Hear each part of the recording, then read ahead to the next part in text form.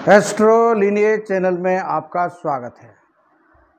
आज हम एक ऐसी कुंडली पर बात करेंगे जो सिंह लगन की कुंडली है और जिनकी ये कुंडली है वो ये जानना चाहते हैं कि वो आईएएस अफसर बन जाएंगे या नहीं। जैसा कि आप देख रहे हैं, सिंह लगन की कुंडली में सूर्य और मंगल दोनों ग्रह नवम भाव में मेष राशि में है। अगर मेष राशि में सूर्य हैं, लग्नेश हैं तो उच्च हैं और वहाँ के स्वामी मंगल भी विराजमान हैं तो स्वराश हैं। और ऐसी स्थिति में मंगल राजयोग कारक होकर मौजूद हैं तो फिर ये बन जाता है एक राजयोग। और इतने राजयोग भर से ही कुंडली में काफ़ी दम आ जाती है और एक दमदार कुंडली दिखाई देती है। इसके बाद एक दूसरा योग और अगर आप देखते हैं इस कुंडली में तो वो दिखता है गुरु का। पंचम भाव में गुरु धनु राशि में मौजूद है और इस तरह से अगर गुरु मौजूद हो तो ये एक बहुत अच्छा योग है। यानी कि गुरु की दृष्टि सूर्य मंगल पर भी होगी और लगन पर भी होगी, यानी त्रिकोण में गुरु और सूर्य मंगल।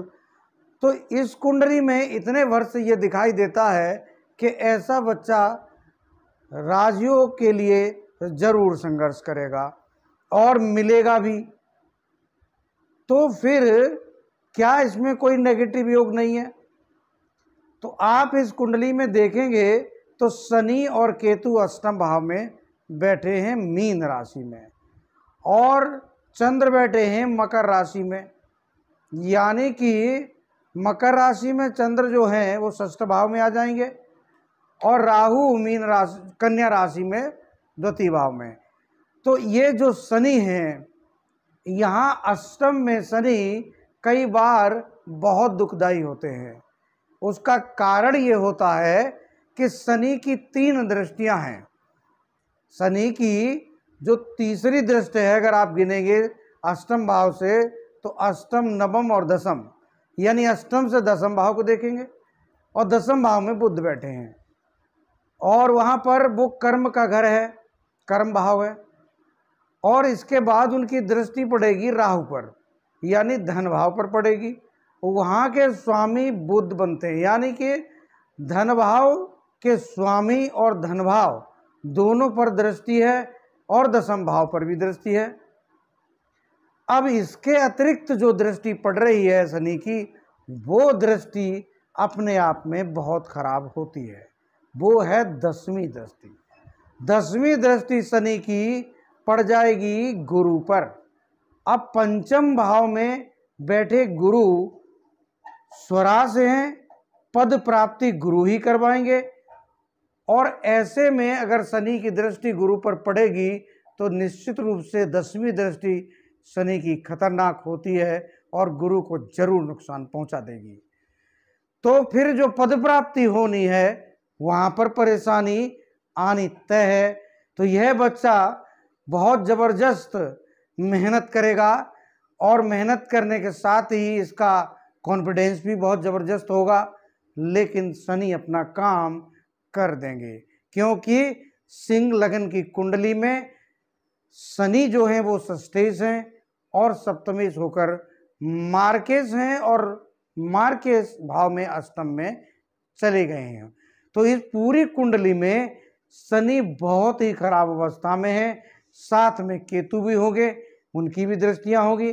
तो कुल मिला के पूरी कुंडली जो एक राजयोग जैसी कुंडली दिखती है और एक जबरदस्त कुंडली दिखती है, लेकिन वहाँ पर शनि ने इस कुंडली को काफ़ी नुकसान पहुँचा दिया। अब इसके बाद अगर हम नवांश कुंडली पर नज़र डालते हैं तो शुक्र स्वराज नज़र आते हैं धन भाव में। तो शुक्र की पोजीशन ठीक हो रही है, यानी कर्म भाव की पोजीशन भी ठीक होगी। लेकिन शनि फिर दोबारा से चंद्र के साथ लग्न में आ गए और मंगल भी वहाँ पर राहु और केतु के साथ आ जाएंगे। मंगल अपनी नीच अवस्था में जा रहे हैं, बुध के साथ केतु आ जाएंगे। हालांकि सूर्य गुरु का जो योग है तृतीय भाव में दिखता है और सूर्य वृश्चिक राशि में है, गुरु वृश्चिक राशि में है, तो नवमांश में यह योग जरूर अच्छा दिखाई देता है। लेकिन केवल सूर्य गुरु के मजबूत होने भर से ही कुंडली मजबूत नहीं हो जाती। कुंडली में अगर मार्केज ग्रह प्रबलता से मौजूद है आपकी कुंडली में, तो उसका आपको उपाय करना ही पड़ेगा।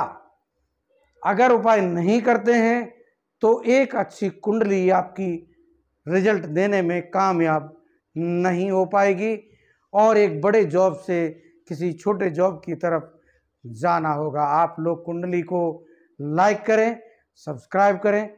धन्यवाद।